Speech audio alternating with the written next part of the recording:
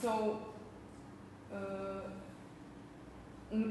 I would maybe start with a little bit, just shortly say how I was interested in art, maybe from the opposite than Benjamin. So I had a really little bit some kind of refusal and antagonistic feeling to my father, which was scientist, and he was always explaining everything. And for the sky and for the clouds and for the flower, he had a definition how it functions and how things are. And now finally, after almost 40 years of my life, I really appreciate also his way of seeing things, but I really kind of found these explanations and definitions very not satisfying, and also not, for me, that was not the way how I see things, and yeah. And, but anyways, a little bit under this influence, I first actually started to study science, social science. So I graduated in sociology and psychology. And after that, I enrolled in Academy of Drama Arts in Department of Photography and Cinematography. So then I made a master in visual arts in this kind of more film medium in Zagreb. And now I'm teaching there, yeah, across the street, photography, first, second, and third year students.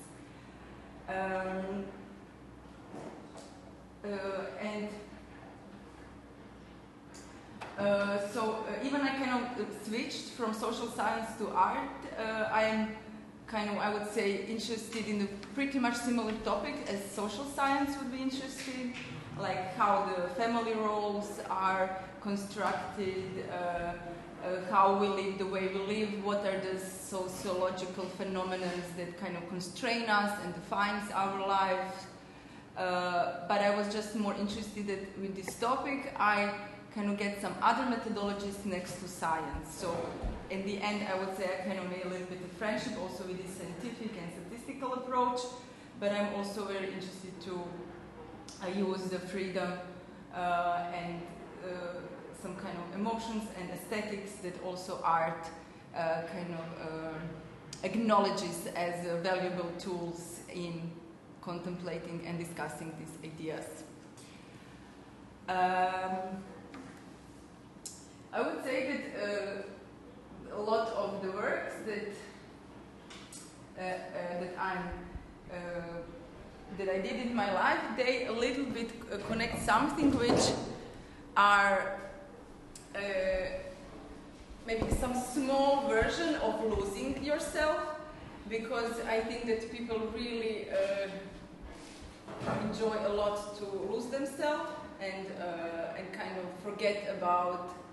Yeah, in a way we really want to find who we are, but I think in another way, and on the other side, we like to, take drugs, to travel, to be with people we don't know, because this is also the way, I think, how we see each other in a different light, and how we get to know about ourselves something we did not know before. So this idea of kind of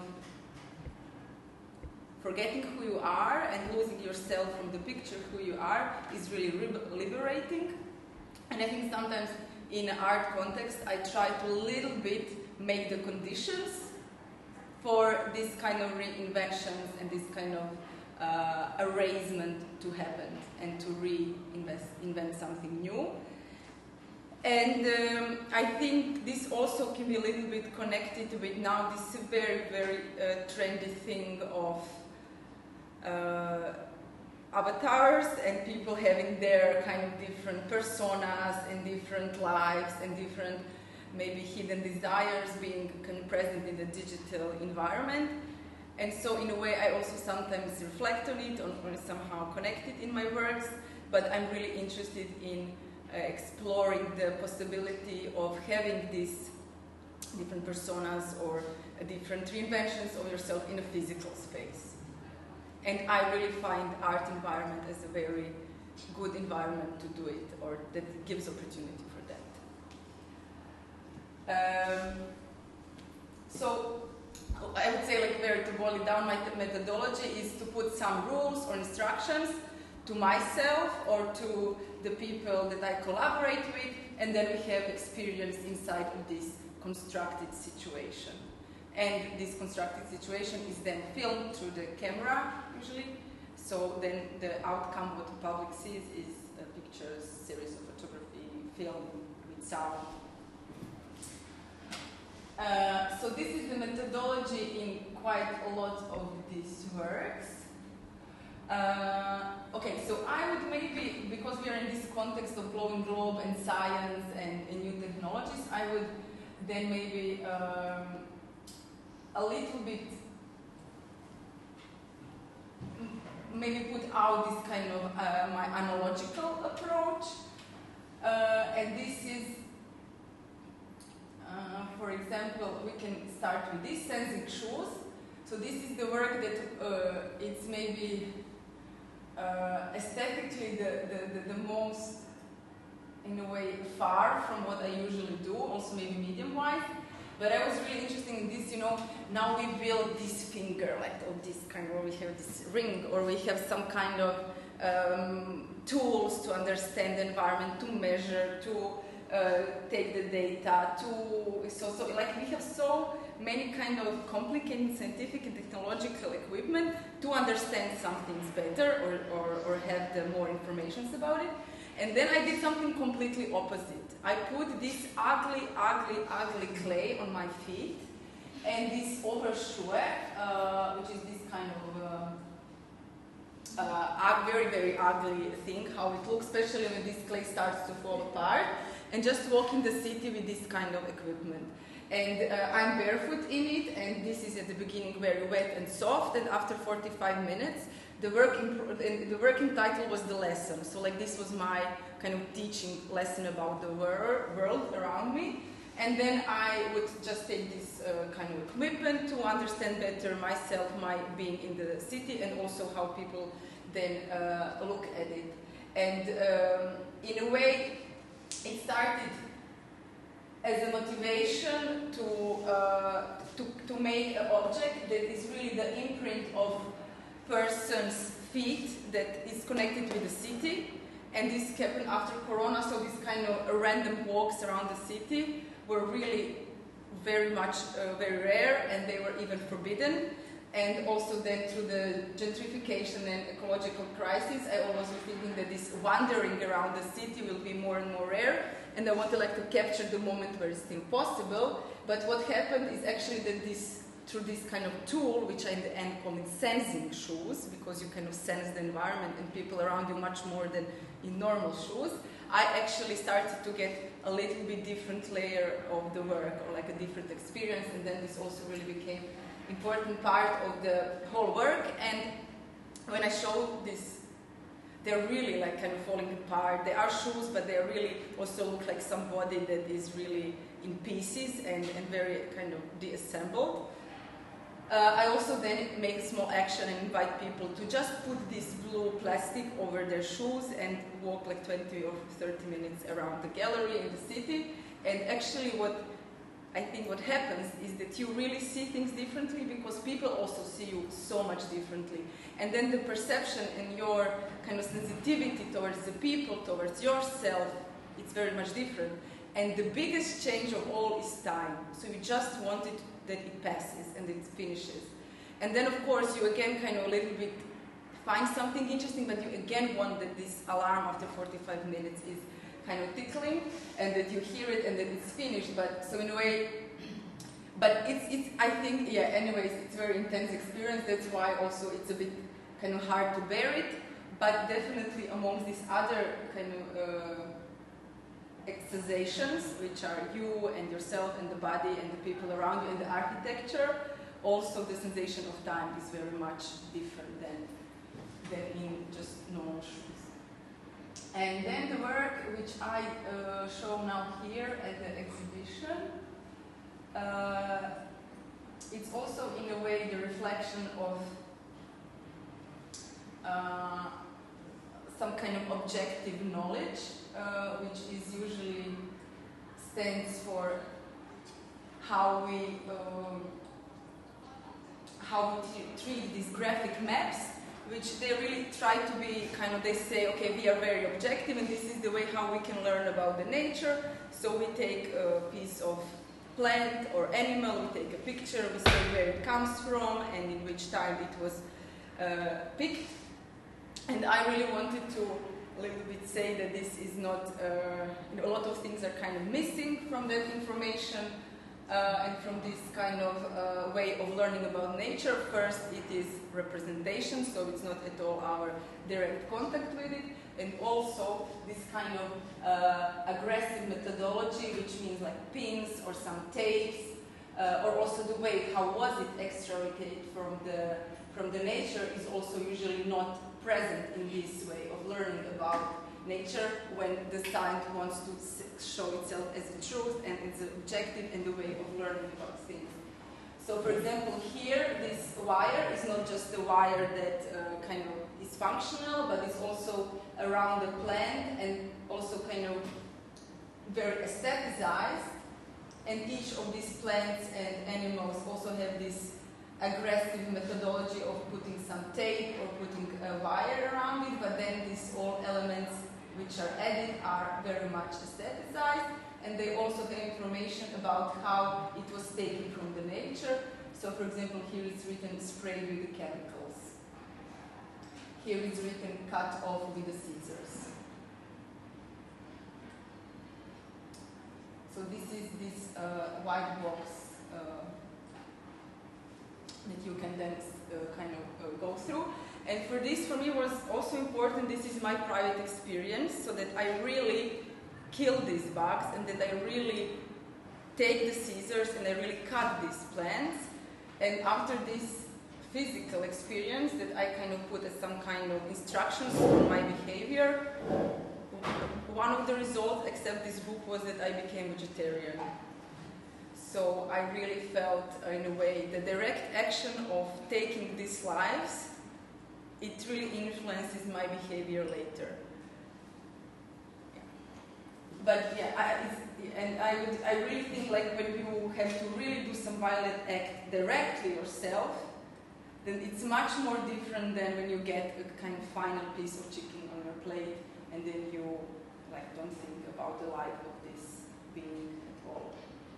So this aggressive method, I would not recommend it to others. I think it's like also not so nice, but when you really directly see your ugly influence on the environment, then you also, I think, much more can are motivated to change your everyday life.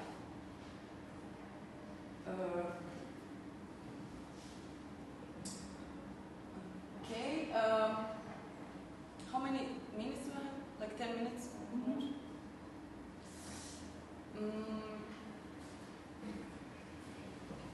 Yeah, so this kind of idea of putting some instructions and then following them is quite often present. And here, for example, I'm not the one I can maybe mention because it's kind of fun project, but I'm here just the filmmaker, like the director and the cinematographer. But this was actually a sport kind of challenge, or like these two guys. They went to the most remoted island in Croatia. It's called Jabuka, with this small boat, pedal boat. And this were the instructions, and then on this way they get a lot of crazy moments, and also it's not something that it will be in Guinness book or something, but they put on themselves this kind of instruction that they want to do it, and what happens on the way, then we record it. And this kind of adventure of real kind of physical experience, which is a bit different than the experience in digital environment, is something that really interests me. And when I kind of invite people or myself or peers or kids to try to do some constructed situation in the gallery, it's always physical. But then also because of my really big sociological interest in exploring also the trends amongst youth, which are definitely present in the last 15-20 years, and this is the digital video games. I was also then started to research with gamers about what actually they feel like they like in this gaming and this fictional rules and the environment that they experience through video games. And then I made a trilogy. It's 3 different videos that are dealing with games and politics, body and video games, social relations and video games, so like really a lot of different aspects of video games, and also how people fulfilled a lot of their needs, and also how a lot of desires actually comes and derives from this environment. So this one, Health 90, is 20 minutes documentary, and this will be shown tomorrow in the Academy at 10 in the morning. This one is a 2-channel video installation that shows a little bit like this complexity of video games, because these small boys are writing the theory about video games. They're all gamers, but they don't have at all actually any kind of reflection on the medium itself. So they are embodying their avatars, they are then kind of making the same movements that they are making as an action in the video game. They're making here in front of the white wall of the museum. But they also then write these very complicated texts which are dealing with a lot of layers behind the video games, like politics, economics, social relations. So this is, I'll show you the game. That's this actually first work I did on this topic. Then it was this one, Hell 90, and then I Can Save Her. That's my last kind of experimental film. It takes 10 minutes, and it also deals with mostly about the body in the digital environment, how like actually these things that we experience in digital environment, how this engraves in our physicality, and also how maybe our desires and our wishes are fulfilled or not fulfilled, and in which way are they fulfilled through this medium. Maybe we can watch like 2 minutes of this just to get some impression.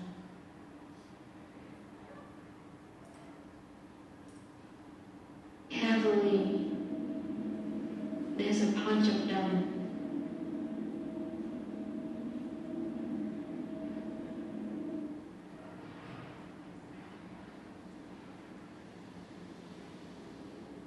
I find more weapons.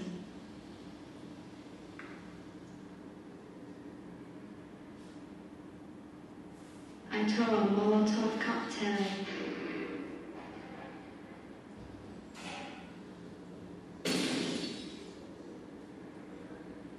One and another one.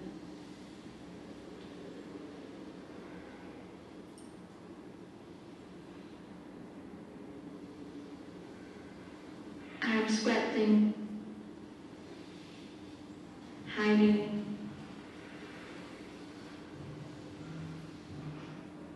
I'm coming up with a new plan.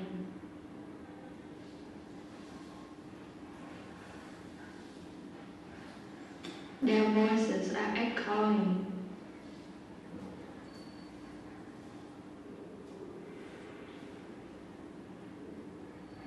We run away in the opposite direction. We stumble upon the torrent of water.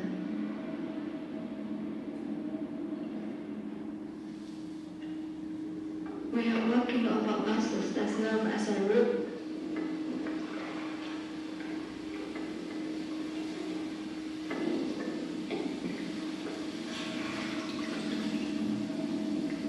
I worry about her because she cannot swim.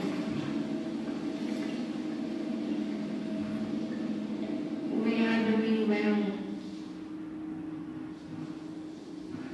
One of the buses flips over and I get trapped in the torrent of water.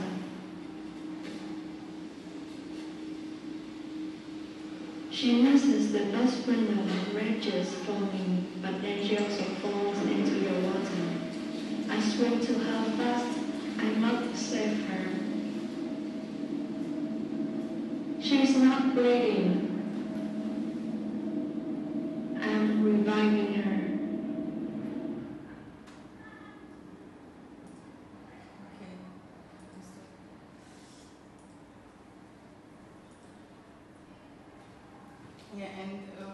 very shortly, I can mention this. It's a QR code called Game Changer, and this is a chatbot that is kind of an agent if you want to have some challenge instead of being in the digital environment, but you don't know what you could do, or you want to have some fun, or you want to think about something, but you kind of don't know how to get out of the digital environment. This is a chatbot that then speaks with you and offers you some ideas about, like a little bit first speaks with you, asks about your interests. It's very basic. And then in the end, it suggests you some activity that is quite simple but approachable to everyone. And it's connected with your interests that you said at the beginning. And it's physical, like a small physical instruction.